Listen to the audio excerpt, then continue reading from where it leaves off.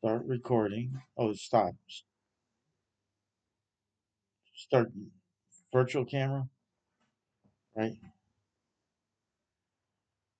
Okay, you see the red dot? Yeah. You're live, man. Okay, so So you're ready to go. should we back it up or are you edited? Well, you can go back and edit. Yeah, we can go back and edit it later. Okay, But yeah, okay. So go to your PowerPoint.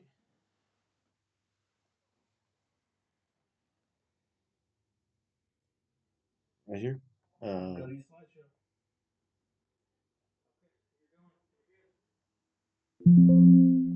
Okay, this is Dr. Mark Carriage. I'm doing my first YouTube video on hypnotic series. First, we're going to define the hypnotic experience and some background. I was actually went to SIU in 1976, graduated in 79 instead of 76, so I'm not as old as that yet. I did get my master's in 81, completed a PhD in 85, did my internship at Texas Tech, and lack of better words, you can call me Dr. Mark. I've worked in the prison system for 40 years plus. Currently working in private practice with Chad Welch at Metro East Counseling in Swansea, Illinois. I do want to make a note that I did have the privilege and the honor to travel with my father in the early 80s when I was a youngster, attending the American Society of Clinical Hypnosis workshops, other words known as ASH, where I met the best in the world of that era. The best in the world are only good for a certain amount of time, then they retire, pass on, or get ill and quit. At any rate, the only one I didn't really meet was Milton Erickson, but I met a lot of people that worked with him.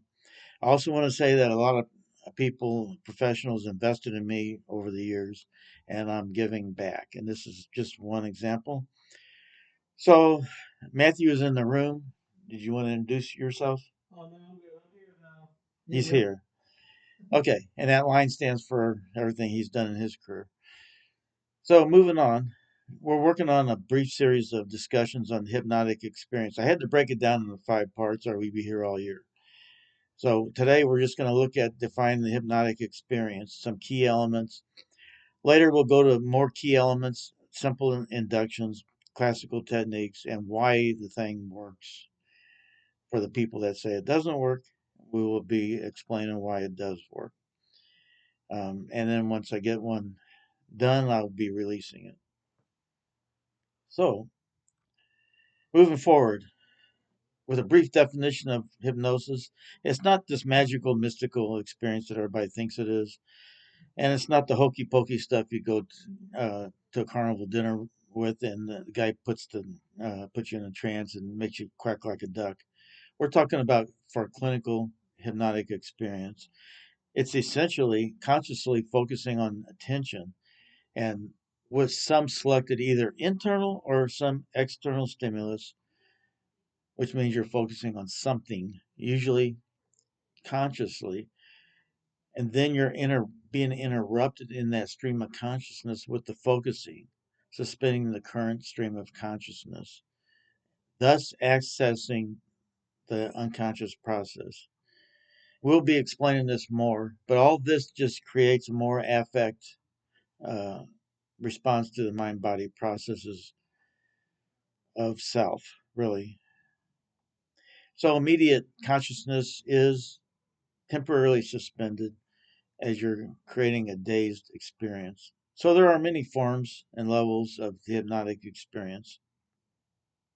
Some key features that we'll be talking about is when you're focused, you're oblivious to your immediate surroundings, creating a dazed experience or a sense of dissociation or detachment. But you're not psychotic or crazy or anything, because one level you're still in outer reality, external reality, if you will. And another level you're more focused into yourself, what you're focused on. Creating an altered experience, some people will refer to it as states. I like the word states, some others do not. And a suspension of overt, covert behavior, ultimately consciously accessing the unconscious process. So, what is the unconscious? It's not a mysterious thing. It's really hardwiring and soft wiring put together. It's the unknown, being unaware of parts of us. And it sounds kind of mystical, but it really isn't. Here's why. In fact, none of this is mystical or magical or anything else of that nature. Consciousness and conscious awareness ranges from immediate, what you're into now, awareness, to subconscious, somewhat can be called up, and deeper unconscious processes. So there's levels of awareness and memory. There's active reservoir of memory storage that can be viewed. It's also viewed as a dynamic state. I think the unconscious is a dynamic process, really.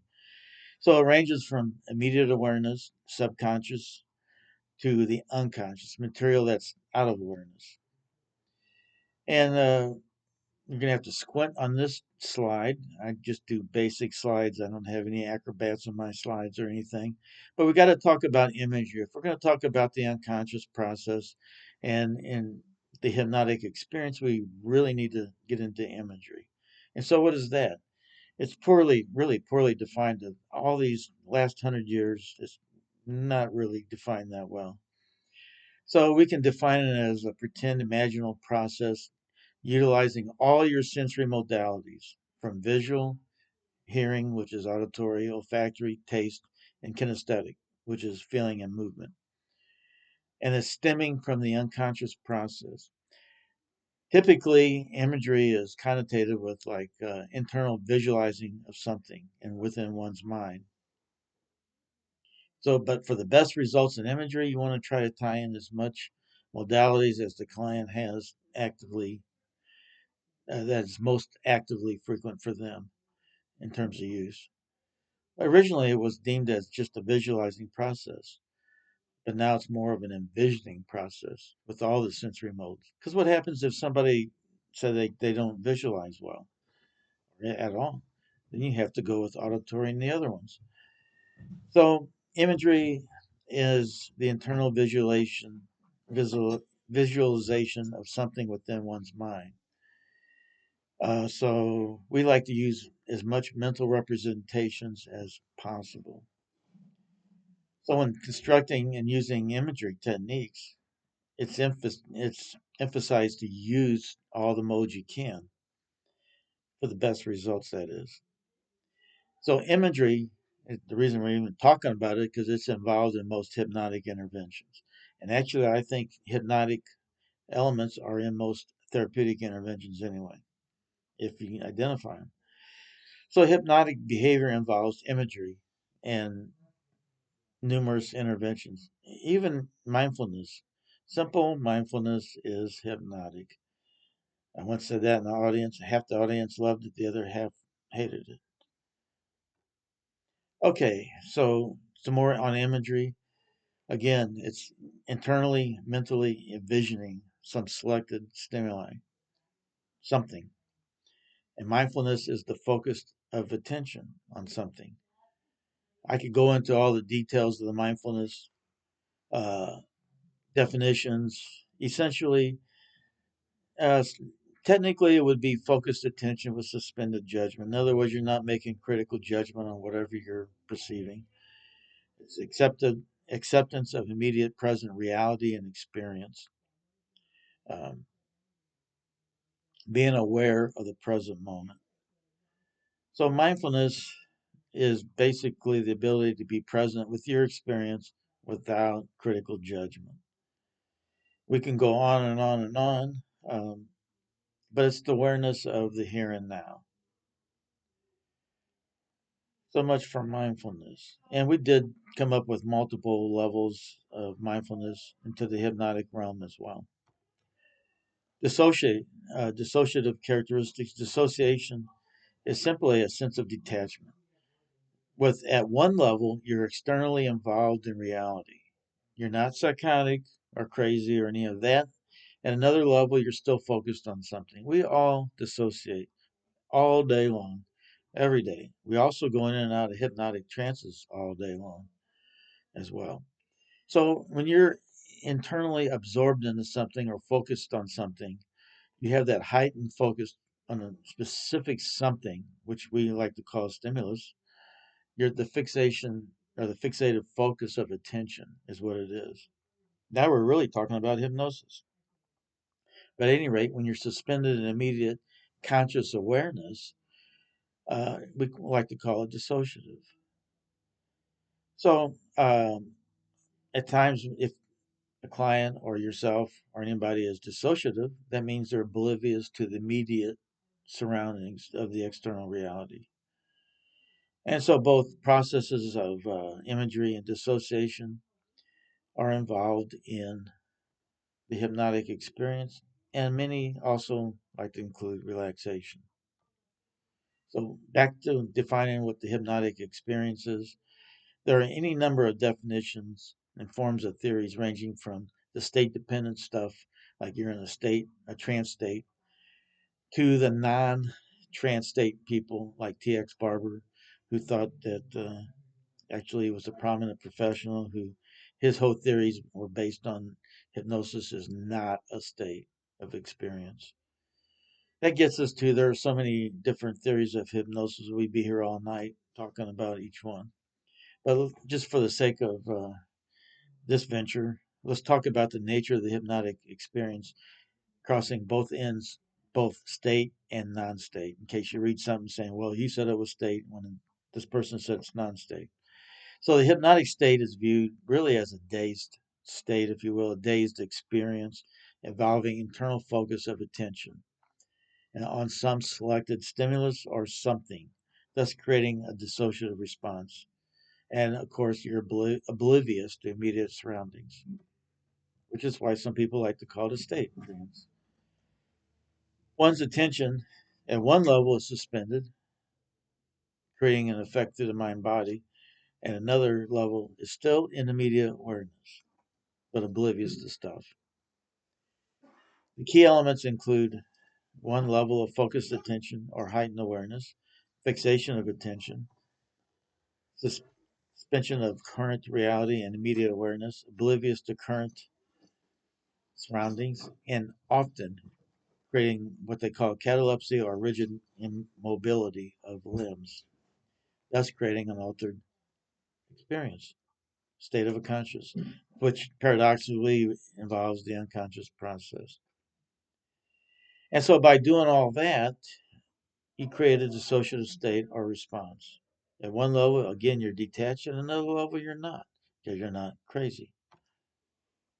My position is that it's a higher level. A mindful state is the same as dissociation, relaxation at some point, meditation, the ultradian cycles, which are natural 90-minute cycles where the body says it's time to rest and you kind of get a little drowsy, if you're not doing a lot of caffeine, that is. And then the hypnotic states. These are all pathways of mindful states as well. So, some key elements to kind of refocus our attention on what this thing is. You're totally absorbed.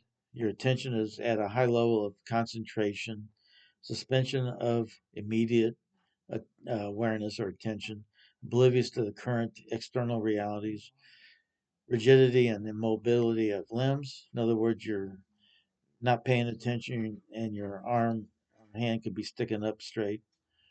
Non sleep is not a sleep state. It's not a dream state. It is a daydreaming dissociative experience. We can refine it. And how much time do we got? You 5 minutes left? Okay. I'm gonna hurry up and try to get this done in 5 more minutes. So the essence of this slide is it's state dependent. And the hypnotic experience involves intense focusing attention on something, which we like to call a stimulus. It creates a dazed trance experience, if you will, dissociative experience. And it is simply immediate focus of selected stimulus where you're suspended at one level and one level you're so focused. But it's a cascading effect of the mind body process. As we know now, the mind and body is together. It's one happy family. We used to, in the 80s, up until the 90s, argue about the mind versus body. It was all crazy talk because it's all connected. So there is a cascading effect through both the brain and through the body experience. It involves tapping into the unconscious. Again, I'll say that there's hypnotic elements in most interventions that we use in therapy. So I think, oh, some examples include zoning out when you're zoning out, reading a story and you're not paying attention to what's around you, watching a movie, not paying attention, listening to music, you're in your own little world. Hopefully the music's good. Auto hypnosis, which simply means that you're driving down the highway and suddenly 5 miles go by and you're wondering what happened to the last 5 miles. Listening to a speaker and not focusing on anything else. Fantasy, daydreaming, and the rest of the stuff most people normally do day in and day out because you're focused on a selected stimulus. And so this is some more on the key elements. The key characteristics: absorption or focused attention, focused concentration or heightened concentration. Glassy eyes is the cue. When the client's starting to have glassy eyes, hopefully you're not boring them to a trance state, which Milton Erickson was known to do. But it is a clue that they're going into some kind of hypnotic experience. Oblivious to immediate surroundings, creation of information bound context or state. Basic relaxation is really hitting those hypnotic levels, if you will, or calm mind frame. All this calming and mindfulness stuff is all hypnotically related. Dissociative responses are hypnotically related. Daydreaming, a non sleep dream state, which is daydreaming, really. I mentioned the ultradian rest cycles where you want to shut down for 15, 20 minutes to rejuvenate. Accessing memories, recalling memories. You're going into a hypnotic experience. Again, being oblivious to current surroundings. Immobility of and rigidity of limbs. Like one time I was doing a group and a guy went into a trance state for 45 minutes describing some history and his arm was stuck out in the air for 45 minutes. It was spontaneous and group. Of course, the group guys were kind of freaking out. I told them to calm down and to almost put them in a trance. At any rate, time distortion, when time is mixed up and confused, is a form of hypnotic experience. And of course, arm levitation and head movements, little ideomotor signalings, micro movements are all considered that. I mentioned the glassy eyes, creation of a detachment from one level to another, basic relaxation. Simple eye closure does it. Deep breathing, basic imagery, minimal speech. That's one thing. People aren't jabbering on when they're in a hypnotic experience. They're slowing down. The muscular activity is slow, etc. I think sometimes some people don't remember stuff. Like I don't know what happened the last 5 miles of the trip. Age regression is going back into time, searching for memories. Progression is going into the future. And if you wanted to analyze it in terms of levels of experience, you got level one, simple focusing. Level two, which is a more light trance experience with basic relaxation, eye closure, deep breathing, imagery, etc. Some daydreaming, perhaps, minimal speech, and the rest of it. You get to the medium stage, you get more catatonic. There could be immobility of limbs, and time is distorted. Some partial amnesia, maybe, and more receptive to hypnotic suggestion. And the last stage is symbolistic because you're in a heavy duty trance state, perhaps hypnotic hallucination.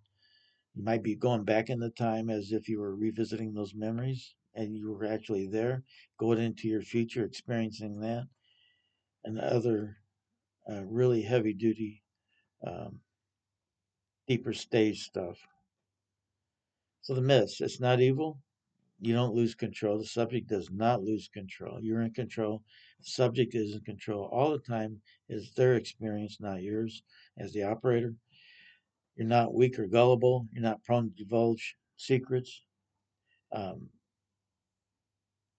Only one certain kind of person can be hypnotized is not true. Really, we go in and out of trance states all day long.